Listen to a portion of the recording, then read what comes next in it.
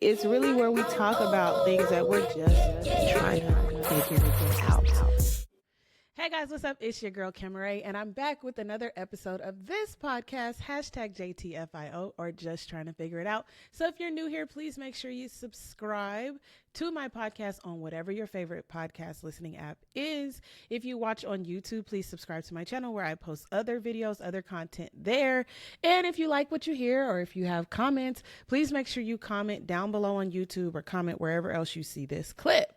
All right, guys. So we're going to get into some conversation this week. We're going to talk about accountability. And I know, oh, Lord Jesus, if you work in the professional setting, accountability has been, it's always a huge topic at work. Sometimes it can be a little scary, right? But you understand the impact of it. Well, also, if you're just, turning work off and just, listening to the social media streets and pop culture, you know that Love Island USA season 7 has finally done. All 30,000 episodes are finally done, and our winners were Brian and Amaya Papaya.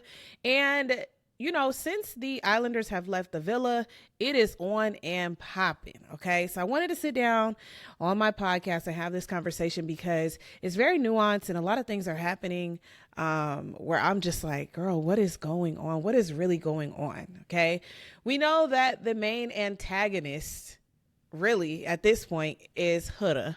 Okay. And I want to talk about how she became the antagonist and maybe what she could have done to avoid being it or no longer being it, even after, realizing just the self-awareness or, realizing what's going on and just taking a break. Okay. I think oftentimes as people, as humans, we think like you choose something, you got to ride or die for that. And in the last at least almost 18 years living as an adult, I've learned a lot of lessons where I realized just because you chose it at first doesn't mean you got to ride out for that at all costs. Okay.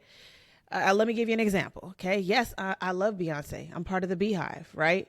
But this last album, I wasn't rocking with it all the way, right? So I wasn't the loudest about, loving all the intricacies of the songs and understanding the true meanings and stuff. At the bottom line, yes, I'm still a fan, but I'm not about to go all extreme, or when you guys are trying to, say all these things about her being demonic and all these things, that I'm going to defend her to the point that I'm like, oh, I don't care if you guys feel she's demonic. I'm worshiping. Like, it's not that. It's never going to be that, right?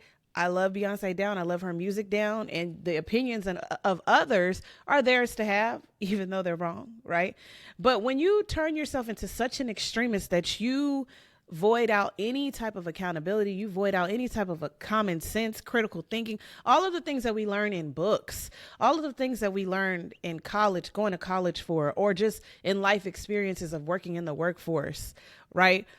When you decide to take all that out, it is very interesting to me how you can do that, because you as your own person, not attaching yourself to Huda, you can't do that in real life. And if you are doing it in real life, it's a problem. Okay.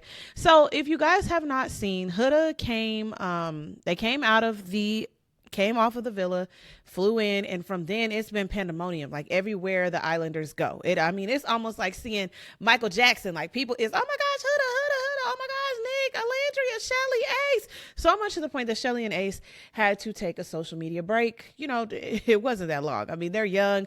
Their generation is social media. It's literally what they thrive on, right?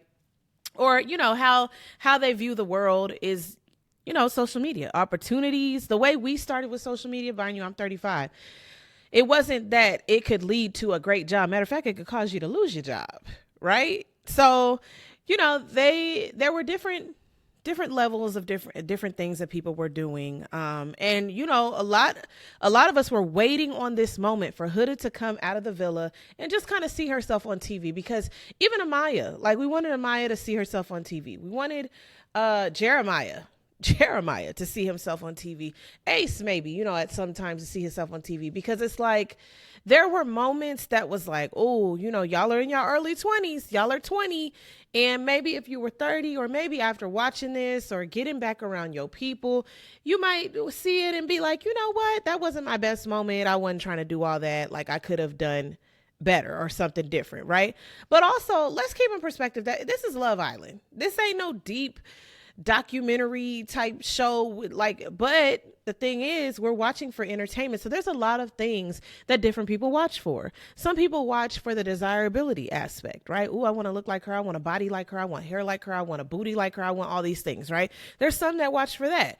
There's some that watch like for the guys. Ooh, I want to, my hair like his. I want muscles like his. I want tattoos like his, whatever. There's other people who just watch for the mess of it all, right? Want to see the drama. There's other people who watch who are like, oh, I want to see somebody who represents me. And that person may still be a part of the other categories, right? Me, I'm older than all these people, right? But I like watching dating shows because I did major in communication in college, also minored in sociology. So it is interesting to me how people's minds work and how people work and the study of people and how they socialize themselves. So on these shows, I do want to see how people move. I do want to see how producers cast these shows, because did you put any Black people on the show? Are they dark-skinned Black people? Are there different types of Black people? Are they nuanced? Are you just doing like mixed girlies because you want the exotic look? Are you putting bigger girls on the show? Like, what are you doing about the guys? Are you putting tall guys? Are you putting shorter guys? Are you putting, I like to see a lot of those things, because diversity and equity and inclusion really is important to me. Okay, I understand the country got going on what is going on, but it really is important to me because we all don't show up the same. So it's going to be important to be able to see yourself in different spaces, because when you see yourself, you feel empowered, and then you're able to reach different parts of yourself and actualize certain things that you never thought possible because you saw somebody else doing it, right? Just to get deep on y'all. Okay. So Huda comes out, comes out of the villa. Different people are going on different shows. Nick is on live. Nick has been on live. Okay. Alandria, it was a big thing that Shelly and Alandria is taking their braids out, getting their hair done. That was a big thing. Right. And it's very interesting to me. But they've been taking it in stride. Okay. Huda goes on the Call Her Daddy podcast, I believe. And,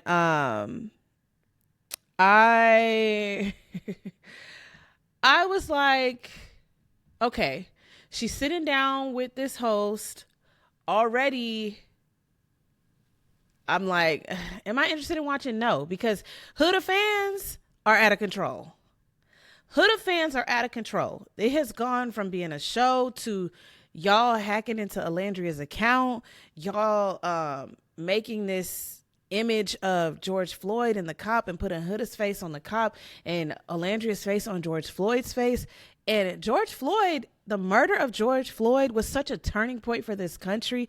It was an awakening for everyone. It's very insensitive. It's racist. It's downright nasty and vile. So even that part is just like, really? So, a lot of things have happened, making Shelly the mean girl, Shelly and Alandria the mean girls. Like, a lot has come out of this show that apparently has never come out before, because I've never watched Love Island. And I think the only reason I watched it this time around is because it was on every single day, and I was off for summer break. So on the show, I'm just going to kind of fast forward through some things, because y'all want to watch the show, y'all go watch it. I didn't even have to go pull it up. It was just a lot of clips on TikTok. And something that y'all are doing is y'all are pulling clips from that podcast and y'all are attaching clips from the actual show to debunk what Huda is saying. Okay. So Huda goes on this show and she is, I think the girl's name is Alex. She gives her a platform to just kind of explain her background, explain some of the things that she's gone through, to give some type of context or give some type of validation to her behavior. Okay. I want to be very clear that I don't think that Alex says too much condoning language, but a lot of her mannerisms, a lot of the laughing, and a lot of the not saying anything to hold her accountable is where it gets dangerous. Okay. If you ask someone, you kept nudging Chris. I mean, you gave him a little countdown and everything. Like, you kept telling him to, you kept telling him to wake up. And then Huda says, oh, he wasn't asleep because he stiffened up. So I know he wasn't asleep. You know how somebody A few of us, a couple of us, including the host, understands SA, right? Because of our own experience with it. And just, just an empathetic person, a human just watching, right? So some of this language, unless she just wanted so bad for her podcast to take off, I don't know. I don't know what supporters she already has. Some of the accountability language could have looked like, hey, but don't you feel like, knowing what we deal with as women, like that's a lot to be doing to a man. And I feel like because Huda she's had a couple conversations with people where she's had to be held accountable. There's a lot of levity that Alex kind of had. Huda ain't really did no other interviews. This is the first interview coming out. You can kind of ask her anything and then you're still kind of being sweet. You're giving her a platform. So your clips are going to go viral regardless. So it would have been great to just hold her accountable by saying that. And it would have gave Huda a chance to either be accountable or cry the way that she kind of was doing. So it kind of made me feel like, you know what?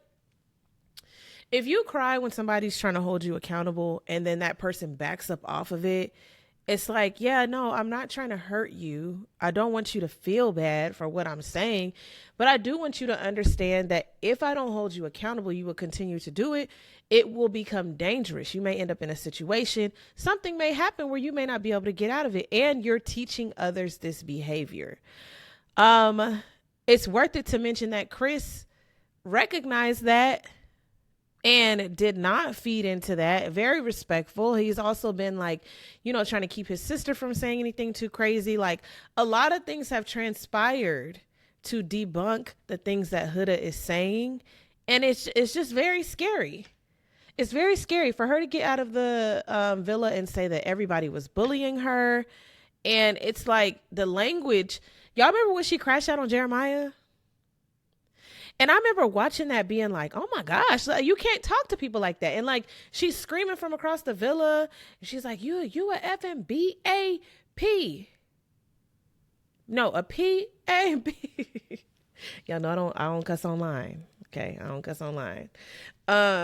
So that language was also like, hey, she gotta go. She gotta go. So you're feeling like you're cool, you're fine to say stuff like that, and no one's holding you accountable. And I think, if the producers pulled her off and calmed her down and was like, hey, we're not gonna be able to tolerate this. If you keep it up, you're gonna go home, blah blah blah. And she decided to play nice from there, because we did see a small change of behavior, but it came back because this is who she was. When you don't hold people accountable, you enable their behavior. Okay. So let's take it to the professional world, right? I struggle sometimes, to hold people accountable because I veer on the side of empathy. I'm like, oh, well, they had this, they had that. And, I kind of just step in and help out, but when you do that, it gives them this sense of, oh, it's okay. Like, I can break these rules. She's not going to say anything. Like, I'm the exception. And of course, when you hold somebody accountable, there is the point of holding someone accountable with tact. You don't have to be mean. You don't have to be nasty. You don't have to be rude. You don't have to be condescending. But you can hold someone accountable in the way that, like, hey, no, that's not right. Like, this is a different way that you could have did that. I do appreciate what you did here, right? And maybe this is a way that you could have tweaked it. And it does seem like that as the youngest of 5 or 6, she's had a lot of hand holding, or maybe felt like, I need somebody that's going to kind of hold my hand through these things, because I don't like that. So, we have this conversation time and time again, because a lot of times people do not hold people accountable. So I don't want to hop off of Huda just yet, because a lot has transpired, right? So we can talk about her relationship with Jeremiah, okay? And actually, we can talk about accountability from everybody's standpoint, because y'all just act like we just on the hate Huda train. That's not it. Jeremiah said in the beginning, his type is exotic and Latina girls. as a black man, whether you mixed or not, black with 4C hair and all the things, Jeremiah is giving a little bit of self-hate. It's giving a little bit of self-hate. When people have a type that's exclusive to a certain race, and then you use words like exotic is not a place. Exotic is not a country. It's not an island. It's not an ethnicity. It's not a race. So that means you're attracted to a very specific type. Huda Adraina. You're attracted to that. And I hope something that he saw in watching himself was, hey, I kind of move a little shallow, and I do kind of jump all in. Now, he might not have been able to see that because of how much Huda was just so horrible towards him. It was kind of like it was making him look like the good guy a little bit. And I don't agree with, them sending him home. I do believe that one of them had to go. And I also believe that producers did everything in their power to keep her because she was good TV. She was driving the ratings. Even me, I would want to watch just to see if Huda is going to get better. I was never rooting for her downfall. I was rooting for, okay, maybe with this one, she gonna get better. Maybe in this instance, she gonna get better. But she just kept getting worse. And it was like I started to see certain characteristics because, the first thing I do when I see something bad is I try to picture myself in the situation and I try to see, okay, where's somewhere where maybe they could have did differently, right? I was just having this conversation the other day, but I don't really remember the actual subject, but I was saying like, sometimes I will put myself in the shoes of a person because I want to see like, oh, I got lost in a rabbit hole on TikTok of like this story time. I think it's like, it's Tierra or something. And she was talking about her story of like being married and like the woman cheating and like, and so she had all these parts. And of course I get lost in the story. I think this is last week.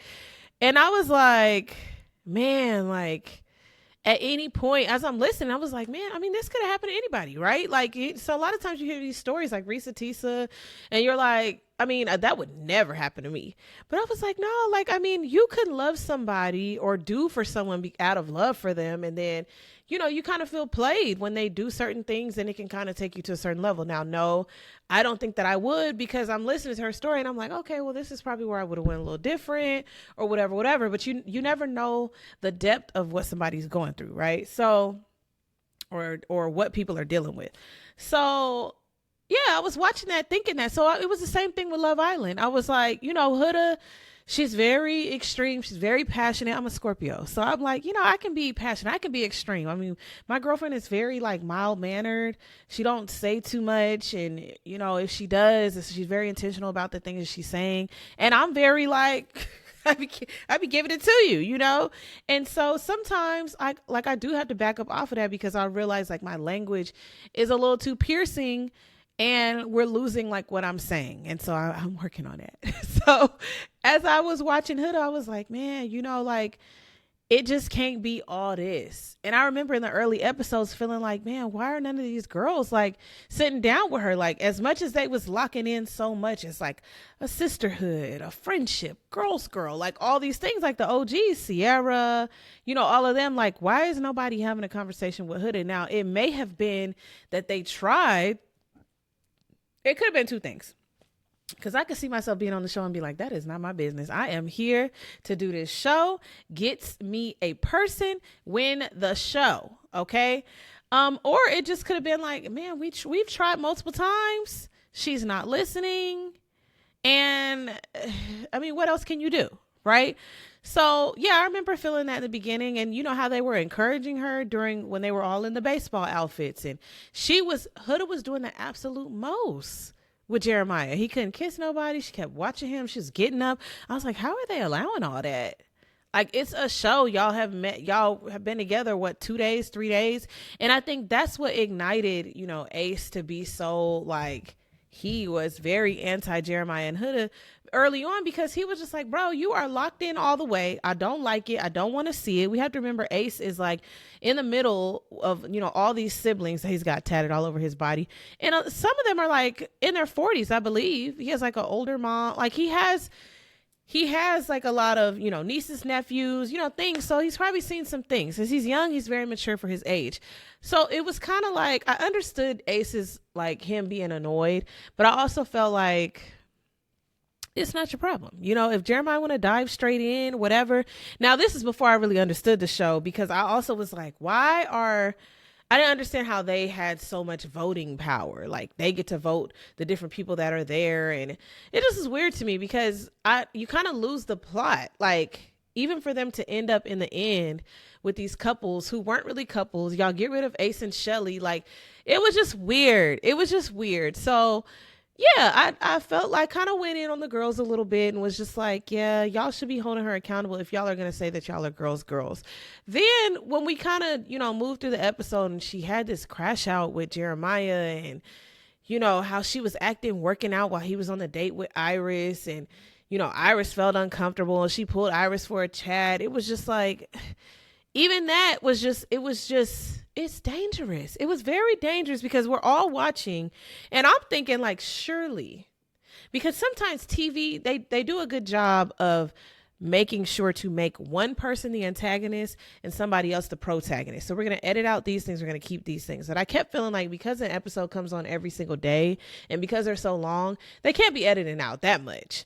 But I mean, it causes me to question, because a lot of these interviews, Shelly's saying like she cried so much. Alandria is saying like she was always there for someone, and she mothered everyone in the villa. It just was like, producers like, what were y'all thinking? What is the frame of mind here of having Huda, be y'all leading antagonist? I did not know that that's what they follow, because I don't remember that from any other Love Island season. And mind you, like I said, I don't watch Love Island, but if Love Island has crossed over into my algorithm and I'm watching it, that's because this season is something going on where they've changed the makings of the things. Now, people did say too that the casting seemed to be like all influencers, and that's another issue, I guess, because influencers do come with a different sort of mindset, especially like beauty or like image type of influencers. If you're like a person who gets on and talks about different topics and you're not about like your body and like, fitness and skin and hair and lashes and all the things, and your body's perfect and your hair is perfect, like there is a certain, thing that comes with that, right? So, they got models on the show. Taylor's a model. I believe Nick was a model. Like Ace is like this top influencer. Shelly's like a model, and like, different people are different things. And so it was different. It was a different angle that they went with. But I I don't understand. So all that to say, Jeremiah should have been accountable there. If I move on to like Ace's accountability should have been in, he, as much as we say we're exploring and all these things, like him getting with Amaya, I do like how he made his boundaries clear early on, but he didn't want her. And so a lot of things like him being upset about her calling him babe and all this stuff is just like, oh, you're kind of just picking something. And Amaya was a very expressive person, so it did make her emotional, because she's like, I just feel like I can't be myself. And so, yeah, like she was easily going to become America's sweetheart, because it's like, why y'all being so mean to her? But Ace was also a person who learned from the things he was doing and walked it back and apologized and said the things. It's like you watch yourself, you see yourself, you go back and you do the things. A person who doesn't take accountability would be like, well, this is what I meant by it. Like, I don't know how she took it that way. And I mean, all I can say is, it is what it is. Like, no, it's not what it is, because however you said it, because even Zach with a K, he wasn't taking accountability either. No, he was like, well, she said things to me that you guys didn't see because they had editing. If you have poise, if you have class, you just don't even put your name on that. You just don't even do that. You say things like, oh, we'll chat later. Come on, Shelly. We'll chat later. So Ace it was that for me. And then it was like having Shelly, just like him not being sure about Shelly over and over. He was kind of trying to play the cool guy thing. And, on one hand, I understand it, Cause I'm like, that's what they do, right? Or that's what people do, period. But it's also like you played and played and played and played. And then she went over to, what was it? Casa Amor, met a guy, came on back. And then, now you want to kick it up because and I think even then he still kind of wasn't, because he was trying to like let her, do her thing. But then at this point, it's like, now you kind of feel like, dang, I should have moved on it because that's your girl. But that's the thing. It's like, she could have came back over and been locked in with him. But it is true what they say though. If y'all got a connection for real, and we don't know how long they're going to stay together after that. I mean, they're young, right? But if y'all got a connection for real, you going to Casa Amor, we split up and stuff, our connection should still stand. And that's what Alandria was saying about Taylor. But we all knew Taylor he was not on that. So it kind of made me feel like Alandria is the one that should have got it better. She deserved better. Right? So that was Ace's accountability. Shelly's accountability was, and I want to say this carefully, because as Black women, we just got to toe the line on TV. We just got to. It sucks. It's very political, but we're just not there yet. Maybe the next 50 years. I hope to be about, 85, watching, being like, yes, this is what we've been fighting for. So, Shelly's accountability was, I'm finding it. I think it was with Austin. I think, she was trying to be nice, and I think that she was trying to explore it, because I do think that he kind of, I can't even say there was accountability there, because it was like she was trying to explore something different than what she's used to. Shelly was very open. She did not have these restrictions on like how Clark and Coco came in and they went straight for Taylor. Or, obviously they could have went for Ace or whatever, but they went straight for Taylor. They didn't try anybody else out. It was kind of just like, Shelly was like, oh, you like me? Okay, let's explore. Like, let's try this. But Shelly's, she's part of the fam. So, I mean, like, so I would say that, her accountability lied in not telling Austin, earlier on, like, hey, I'm not feeling this, and kind of stringing him along. But I don't really understand the basis of the show. Like, isn't that what you're supposed to do? I guess, like, explore all these different connections. It's too much for me, honey. The agenda be packed with stringing these people on. Okay. Alandria,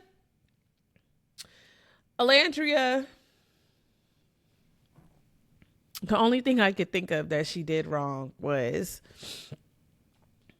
saying that Huda kissed Chris, or telling something that she was told in confidence. And even she was like, you know what, my bad. I didn't think that it was a secret. It was going to come out anyway, blah, blah, blah. Another person who took accountability. Yeah. Huda had multiple chances. I'm sorry, let me keep going. Pepe,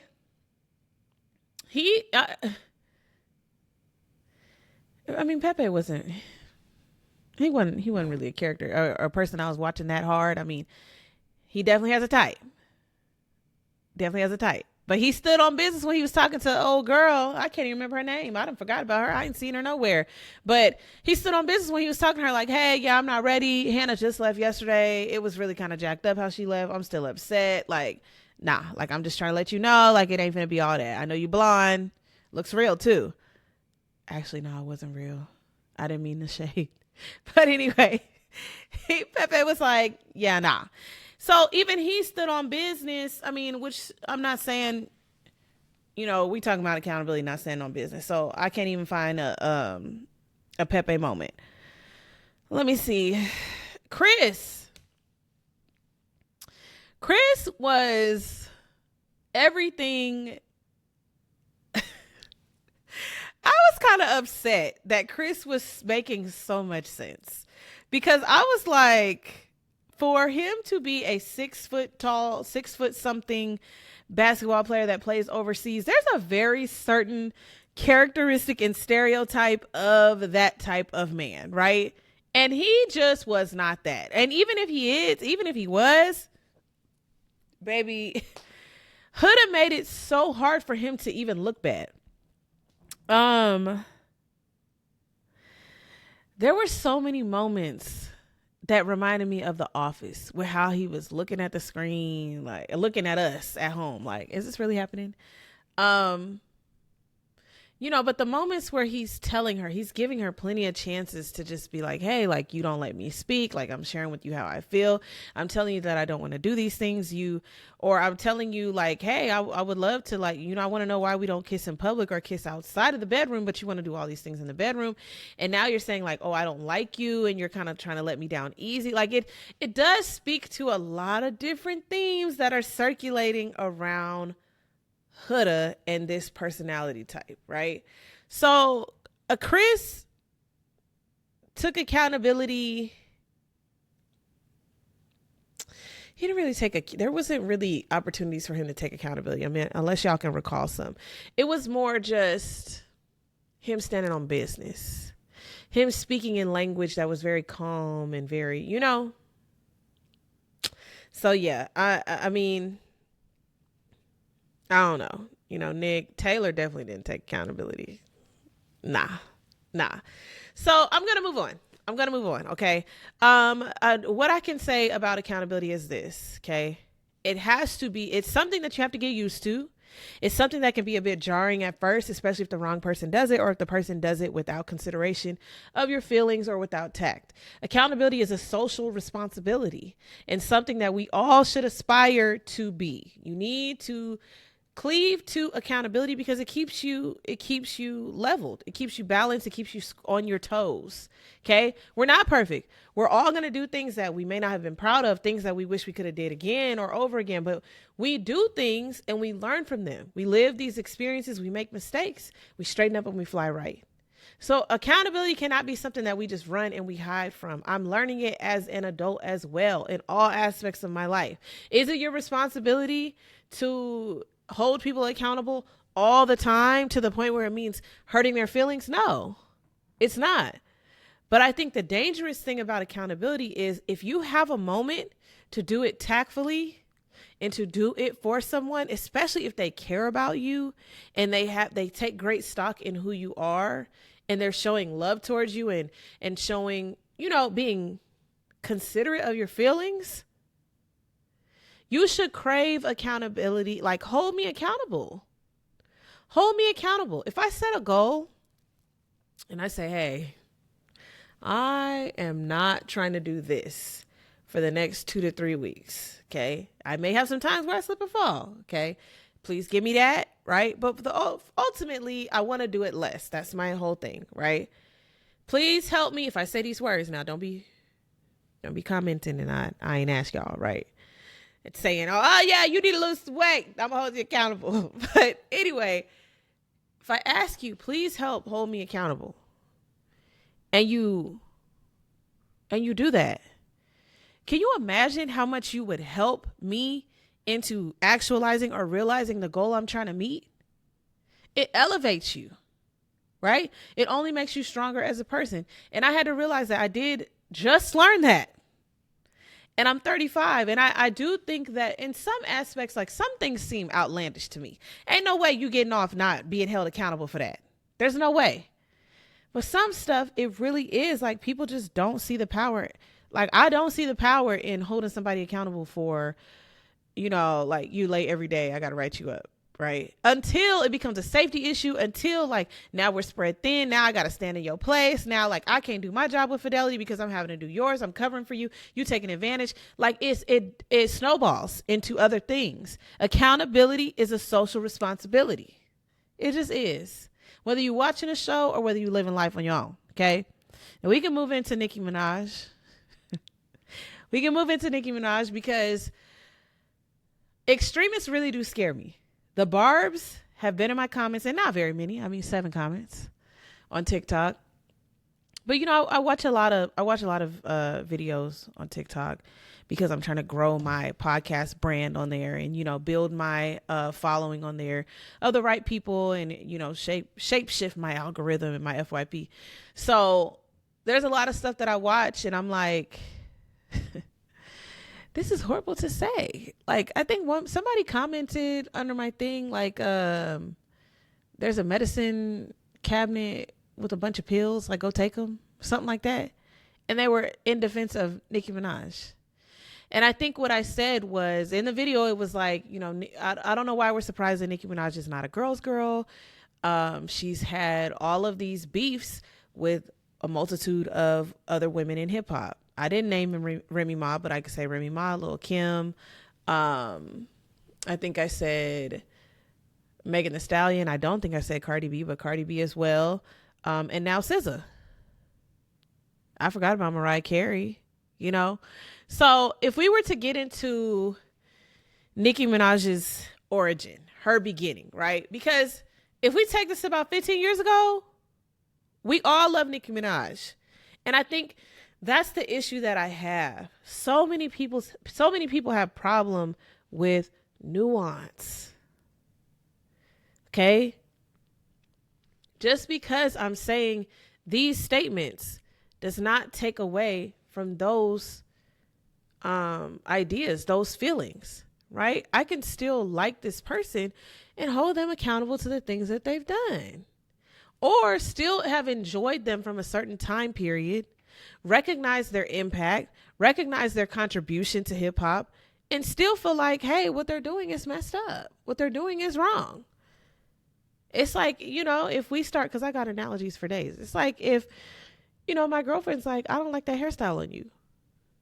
You know, like, she ain't said that, but if I ask her opinion and she says that, that don't mean she don't like me.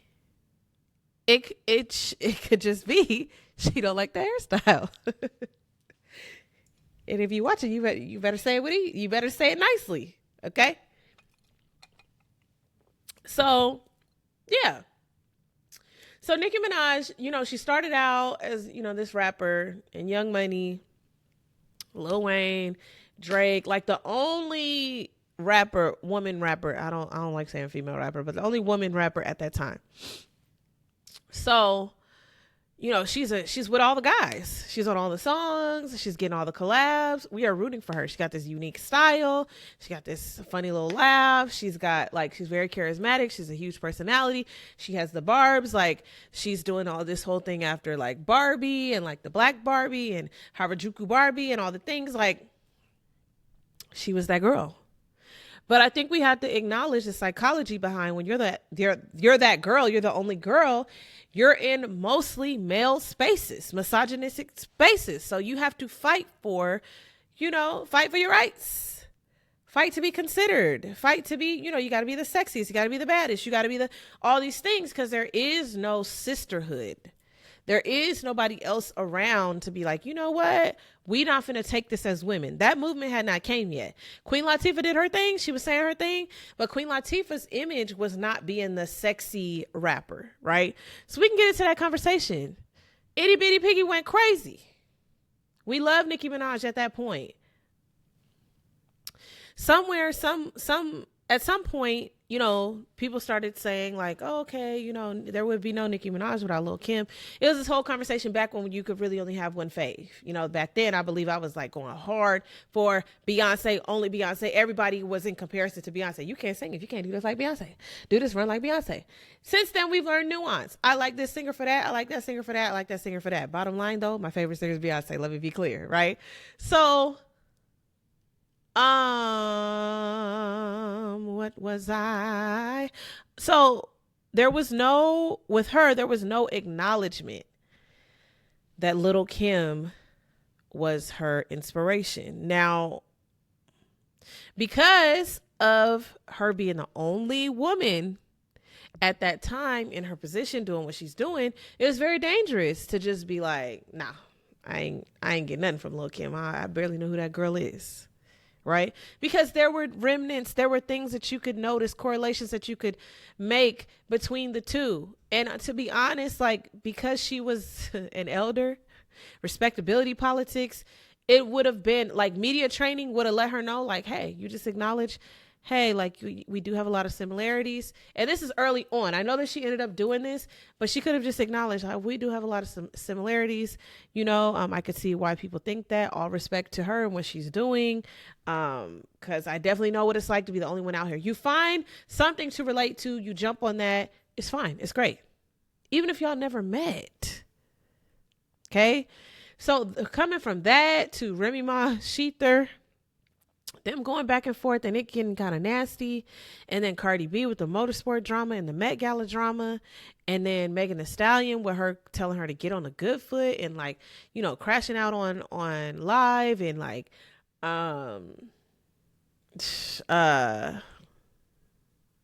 man, saying stuff about her mom who had passed and,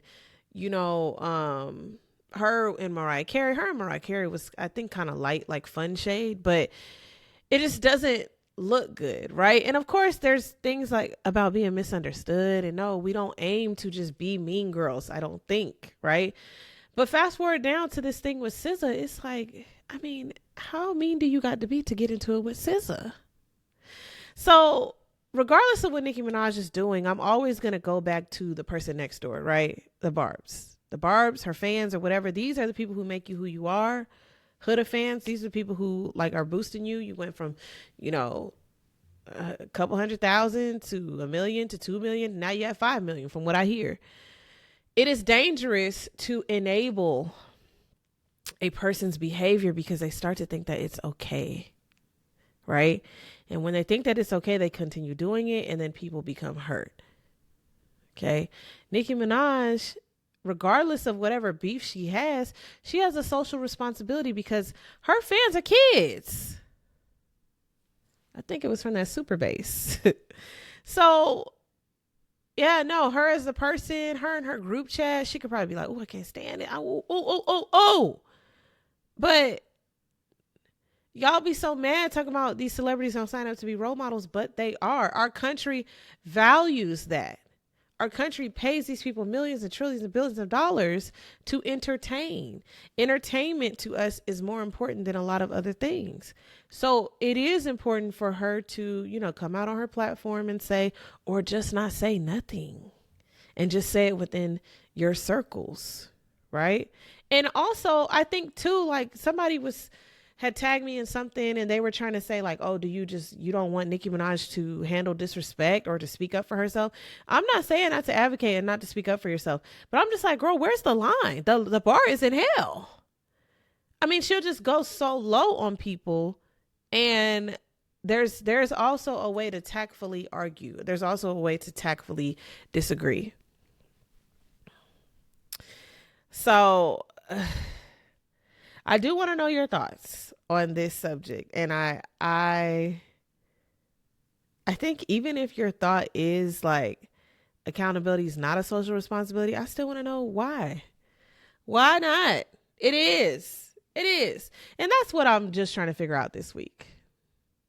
If Huda would have went on that show and said, you know what? I have not watched the show yet, but I'm going to make it my homework to sit down and watch this show because I'm trying to figure out, I'm looking at these comments and I'm seeing some of these clips and I'm being made out to be a monster. I must have really did something on this show that's making y'all seem crazy. I haven't seen it from y'all perspective yet. So let me sit down. Let me go get my daughter. Well, let me bring her to California. We're going to Disneyland. We're going to do something. Let me hang out with my daughter. I miss my daughter. Let me hang out with my daughter for a little bit. Watch the show, go out with my girls a little bit, maybe go on a podcast. I'm going to say that on this podcast though. And then, I'll be able to let you know because right now I feel like I ain't do nothing wrong. I'm great. But see, the issue is she don't feel like she's wrong. So she came out the villa still in the villa. Other people came out the villa and you've seen like real parts of themselves where they were like, I was tripping then, or I'm not this, I was that. Even Brian came out with a whole new swag. I was like, who is that? Who was that? Right? So I want her to just do the work. Do the work. Like so many of us are trying to do. Because there's a lot of danger in the things that she said. And her fans are lethal. But that's all I got for this week's episode. I mean, we can talk about Love Island all doggone day, and it has fully consumed my timeline. And I cannot wait until the reunion. Them producers better come correct, because with the way this is all buzzing online, people are not going to let them get away with not holding people accountable. That's what it is at the end of the day. I'm Cameron. I hope that you've enjoyed this week's episode of #JTFIO, or Just Trying to Figure It Out. Again, this is a podcast where we just try to figure things out. And we just try to figure out how to be consistent as well. We are adults living an adult life where it is ghetto around here. Okay. But we just trying to figure it out. Subscribe, follow, do all the things. And I will see you guys in next week's episode, or on TikTok at JTFIO, or Just Trying to Figure It Out. Bye.